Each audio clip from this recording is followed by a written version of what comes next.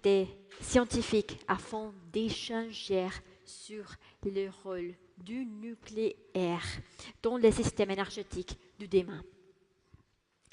Depuis des décennies, la France est un leader mondial du nucléaire et dispose de l'un des systèmes électriques les plus fiables et décarbonés du monde. Nous allons à présent ouvrir cette session avec le discours inaugural. C'est pour cette raison que c'est mon honneur d'inviter à la tribune Monsieur, Son Excellence, le Président de la République française, Emmanuel Macron.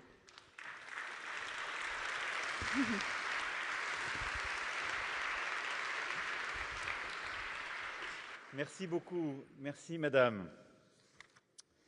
Mesdames et Messieurs les chefs d'État, de gouvernement, Madame la Présidente de la Commission européenne, Monsieur le Directeur général de l'Agence internationale de l'énergie atomique, Mesdames, Messieurs les ministres, Mesdames, Messieurs les ambassadrices et ambassadeurs, Mesdames, Messieurs les responsables d'organisations internationales, Mesdames, Messieurs les industriels, chercheurs, Mesdames, Messieurs, en vos grades et qualités, chers amis.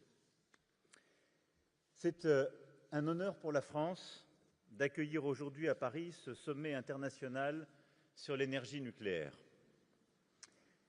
Si nous sommes réunis ici, représentants de gouvernements, scientifiques, industriels et sociétés civiles, c'est parce que nous partageons une conviction simple. Nous avons besoin du nucléaire car il est une source de progrès, de prospérité, d'indépendance.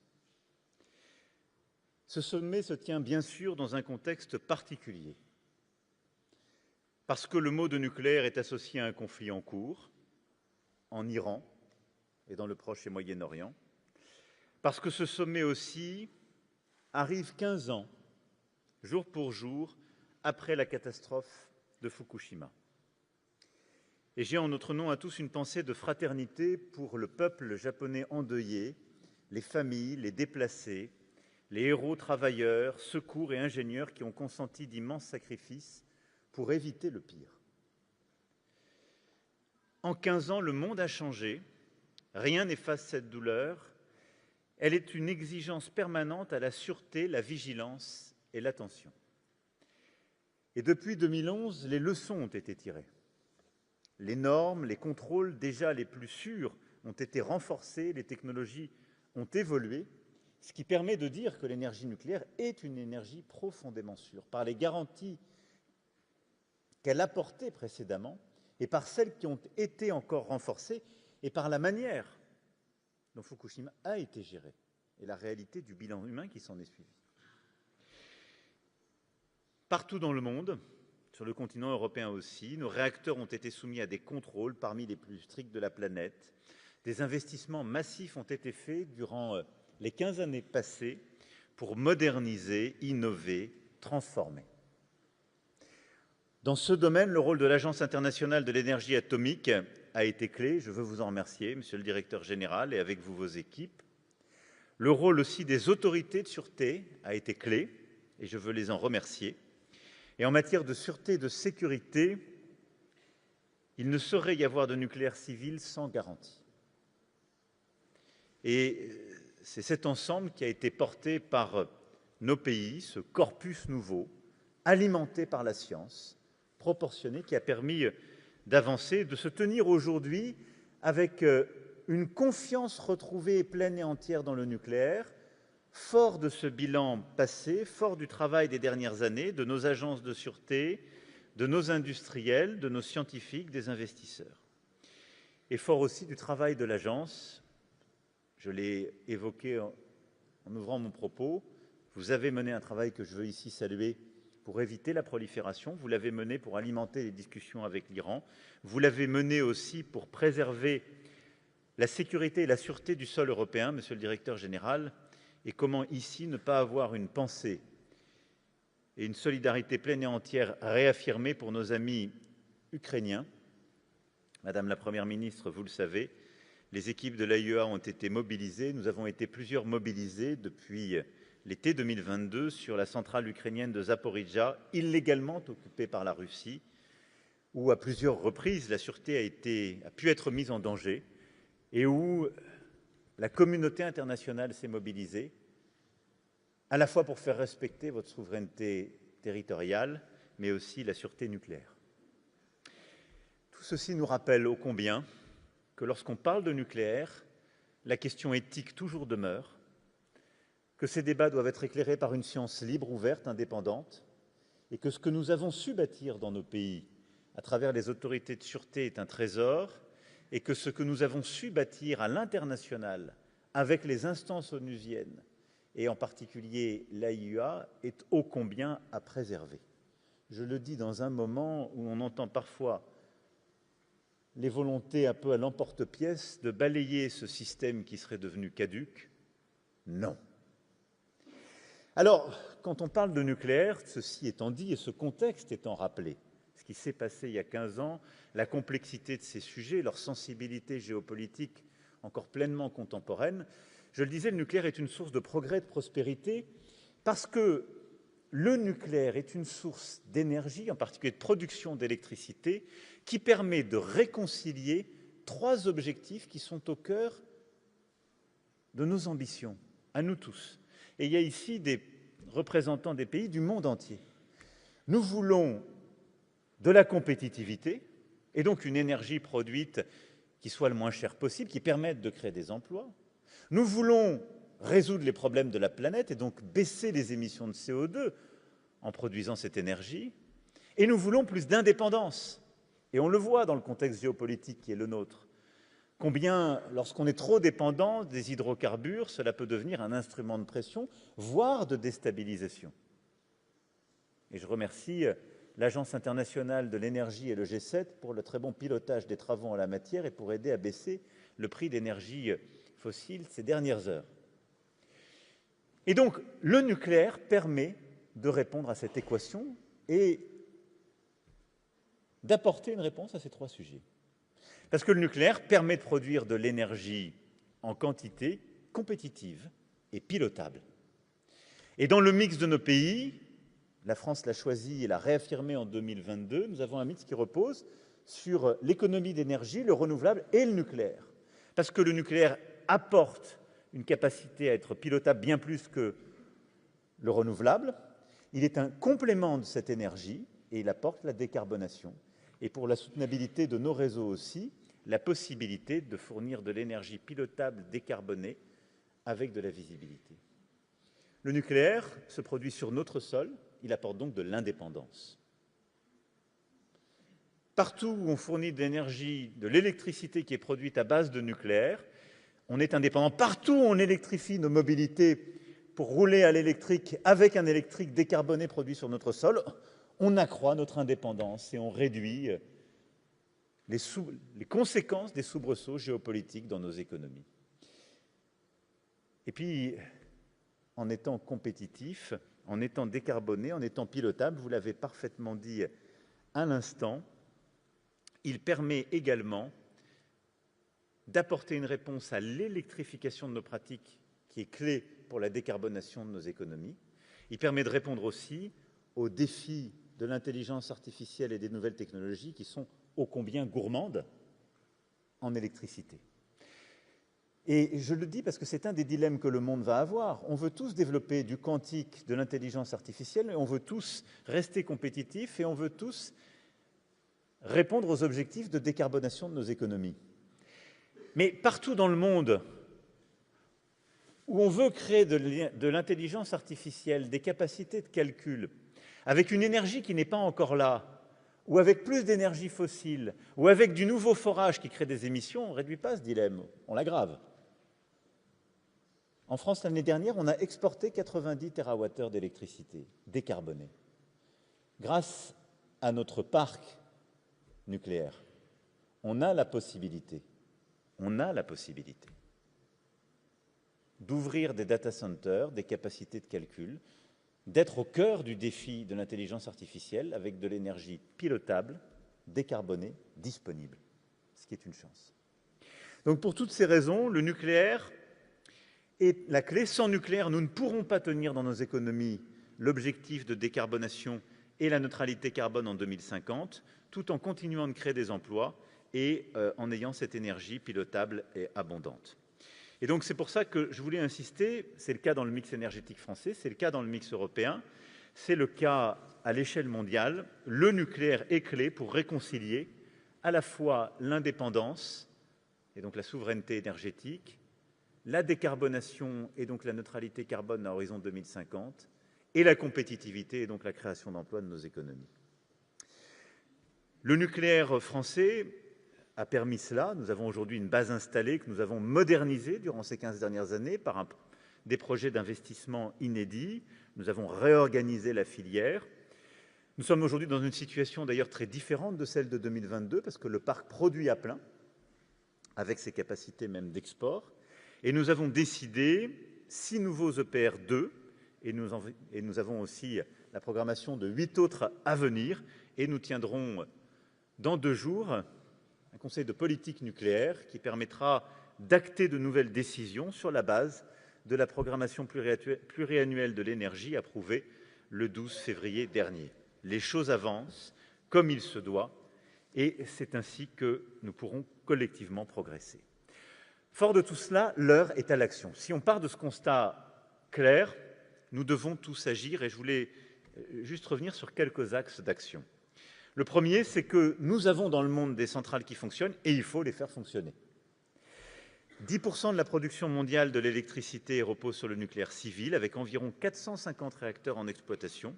Le premier objectif doit être de continuer à améliorer l'exploitation de celles-ci, de renforcer leur sûreté, leur sécurité, de continuer à investir. C'est le programme qu'a fait la France ces 15 dernières années. C'est rentable, c'est pertinent, ça doit continuer d'avancer. Et au-delà des réacteurs en exploitation, on a près de 70 réacteurs qui sont en cours de construction et plus de 115 autres projets qui sont à l'étude. Et donc, investir pour rénover, améliorer la performance et la sûreté et investir sur les projets en cours, premier axe. Le deuxième axe, c'est de continuer de monter en cadence et pour cela de standardiser. C'est un axe fondamental si on veut gagner en compétitivité dans la filière. Standardiser entre nos pays pour faciliter le développement de réacteurs communs entre nos pays. Je pense notamment aux petits réacteurs modulaires. Nous pourrons avoir des gains économiques que si nous pouvons répliquer les réacteurs à l'identique entre nos pays.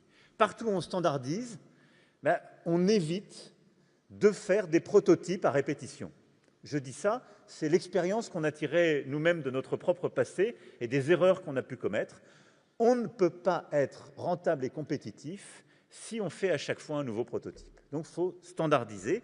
Standardiser entre nos pays, standardiser entre les différents constructeurs au maximum pour bâtir là aussi des standards en termes de capacité. Standardiser entre les énergéticiens et entre les pays, c'est un élément clé pour réduire les coûts, réduire les délais et nous assurer que le nucléaire sera au rendez-vous de la transition énergétique. C'est un élément clé pour accélérer et baisser les coûts pour nos sociétés. Pour cela, les autorités de sûreté doivent poursuivre le travail déjà largement engagé au sein de l'AIEA afin d'harmoniser les standards de sûreté. Au-delà des normes, ce sont les pratiques en matière d'autorisation, de contrôle, d'interprétation des normes qu'il faut là aussi faire évoluer. J'en appelle à l'AEN qui joue un rôle central. Enfin, c'est sur vous, industriels, que reposent aussi ces enjeux. Il est nécessaire de davantage coopérer. Certains secteurs ont su le faire pour permettre cette standardisation.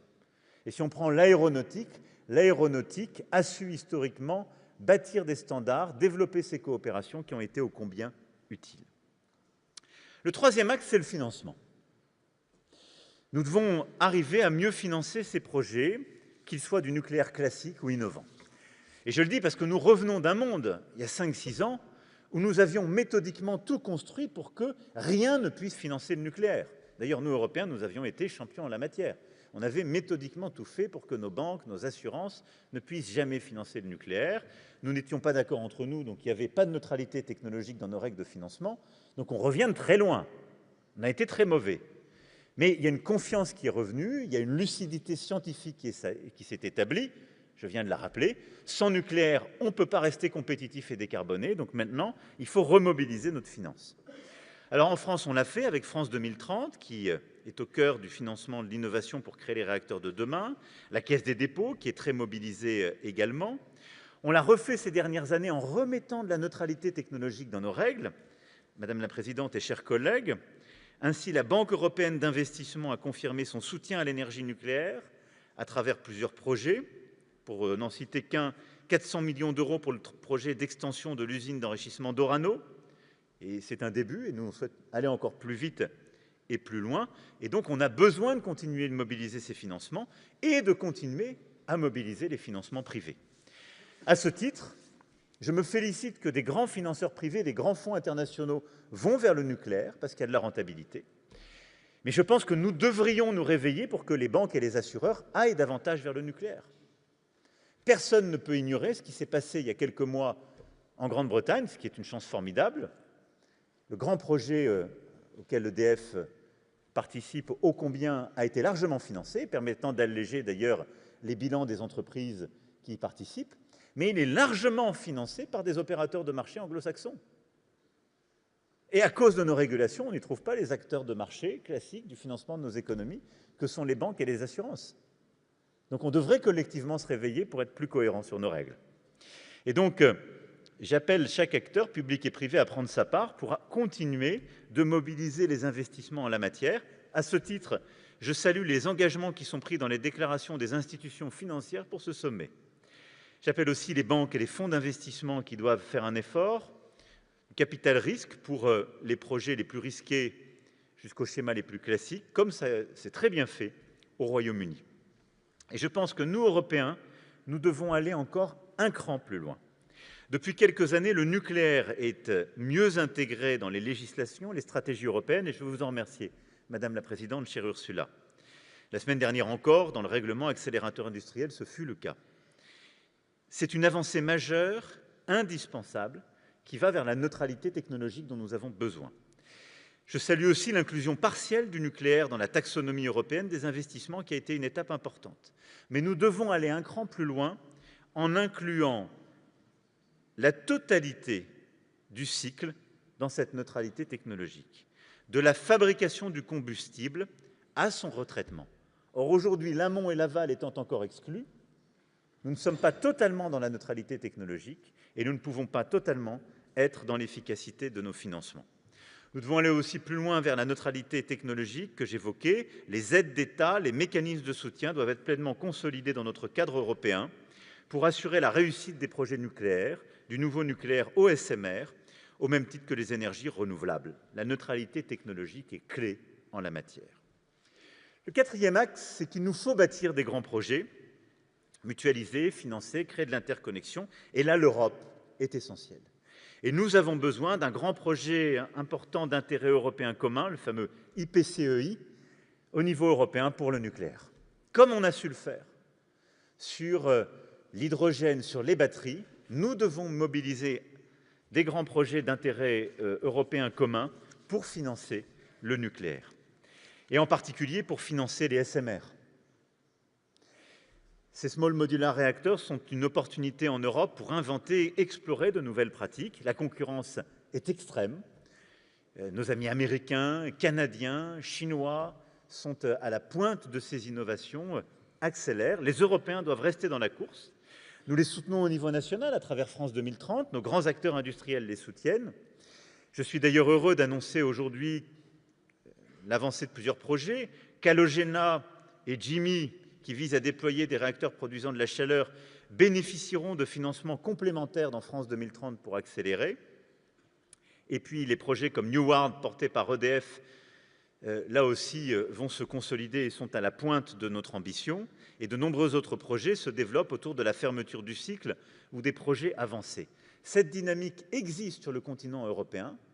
Nous avons besoin de l'accélérer et nous avons besoin d'un IPCEI sur le nucléaire. C'est clé. Le cinquième axe, ce sont les réseaux.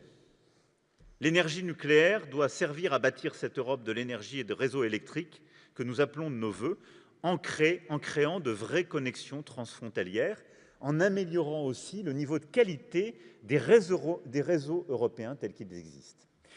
Parce que l'énergie est restée une compétence nationale, elle n'était pas dans le marché commun historiquement. On a laissé nos réseaux d'infrastructures électriques dans une situation très hétérogène en Europe. Certains sont parfaitement intégrés. Alors la France, avec sa tradition jacobine, qui parfois a des grands avantages, on a un réseau très centralisé, très intégré, et donc efficace, c'est une chance. On a d'autres pays qui sont plus fédéraux, où il y a plusieurs réseaux dans le pays. Puis on a des vrais défauts d'interconnexion entre nos pays. Et au fond, ce dont on a besoin pour développer le nucléaire, et pour que le nucléaire nourrisse le mix électrique européen qui permet de réconcilier compétitivité, climat, souveraineté, c'est de créer un marché de la libre circulation des électrons décarbonés. On a su le faire pour les personnes, les entreprises, il faut le faire pour les électrons, c'est pas compliqué. Et au fond, que ces électrons décarbonés soient produits avec de l'éolien en mer, au large de la Belgique, avec du solaire en Grèce ou avec du nucléaire en France, on s'en fiche. Le tout, c'est qu'ils puissent circuler librement de manière optimisée pour pouvoir nourrir le mix électrique. Les réseaux, c'est un point clé pour notre Europe. C'est une réflexion que nous avons lancée avec l'Allemagne et la Pologne. Il faut maintenant l'accélérer. Le 6e axe, c'est plus de coopération internationale, en particulier pour la production de combustibles et la fermeture du cycle. On était pris à partie tout à l'heure par des militants sur encore les dépendances qui existent à l'égard de la Russie. C'est vrai, pour l'uranium. Raphaël me rappelait que c'est 40% de la production mondiale. Alors il y a ici beaucoup de pays qui produisent aussi et que je veux saluer.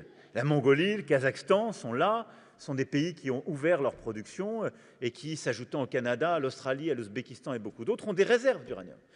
Mais on doit coopérer au niveau international pour avancer sur ce point, pour diversifier notre approvisionnement, c'est absolument clé, et sécuriser nos approvisionnements en uranium, pour moins dépendre, pour être moins dépendant des soubresauts géopolitiques. On doit aussi continuer à investir et innover pour enrichir davantage.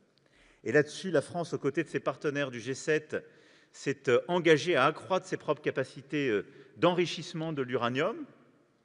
Orano a initié l'extension de son usine d'enrichissement afin d'augmenter ses capacités de production de 30%, renforcer la souveraineté énergétique des pays occidentaux.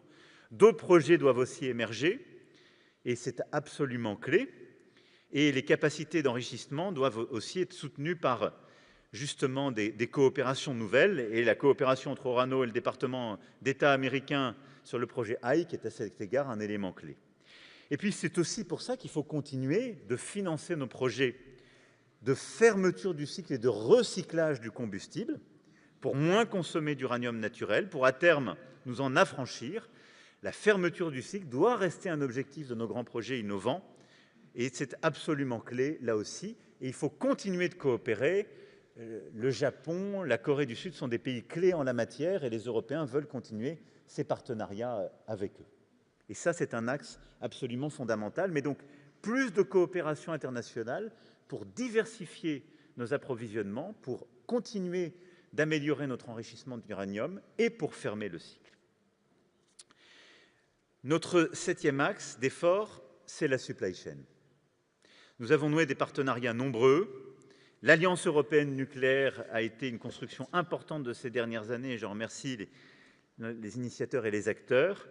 Il y a de la compétition évidemment entre les grands industriels, mais on a besoin de consolider au fond une chaîne européenne industrielle. Et c'est clé. C'est un peu le jumeau de la standardisation que j'évoquais comme point d'effort tout à l'heure. Mais cette supply chain européenne est clé si on veut développer de l'emploi partout en Europe grâce au nucléaire, si on veut gagner en compétitivité et si on veut structurer aussi toute une chaîne de sous-traitants dont on a ô combien besoin. Ce qui va avec un 8e axe d'effort qui est la question de la formation des métiers et de l'attractivité. Tout ce qu'on se dit là ne peut réussir que si on continue, ou plutôt on réamorce la pompe de l'attractivité des métiers du nucléaire, de l'embauche des plus jeunes et de leur capacité à avoir des carrières dans la filière. Je remercie l'ensemble des acteurs de la filière qui sont mobilisés à ce titre, mais on doit réussir à mieux collaborer, réussir à attirer les plus jeunes, former et montrer que les métiers du nucléaire sont des métiers d'avenir dans tous nos pays. 250 000 emplois hautement qualifiés de compétitivité pour la filière nucléaire, environ 900 000 en Europe, d'après une étude de Nucléaire Europe.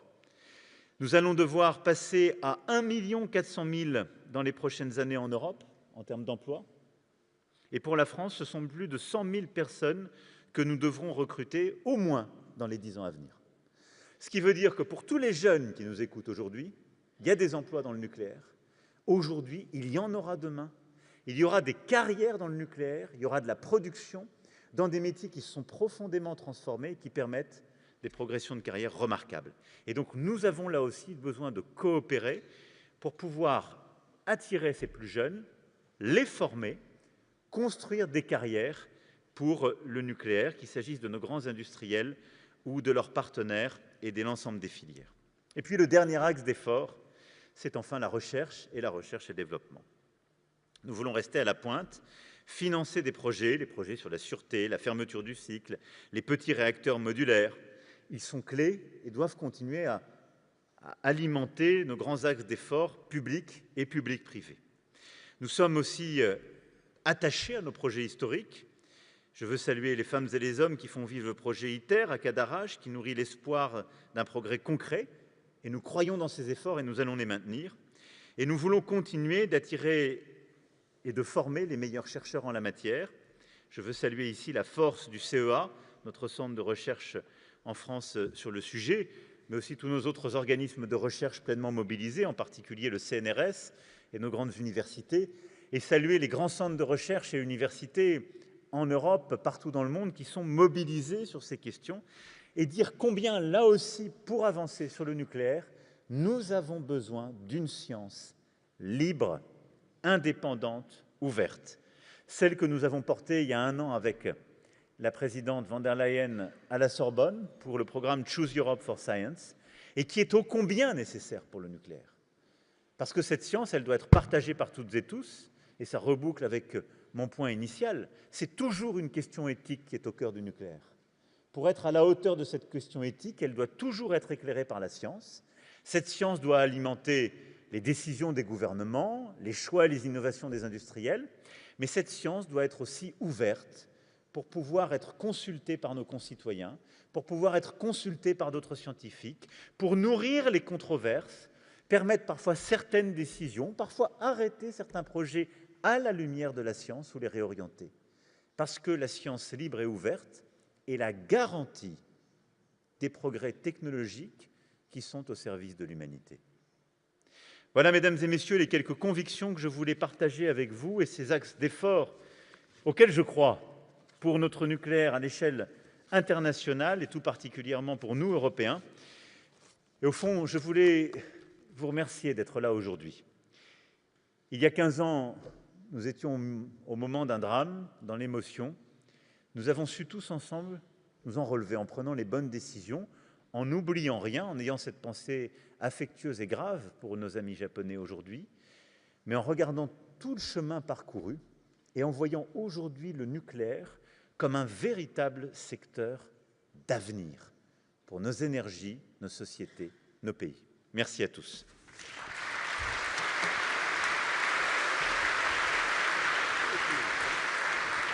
Merci.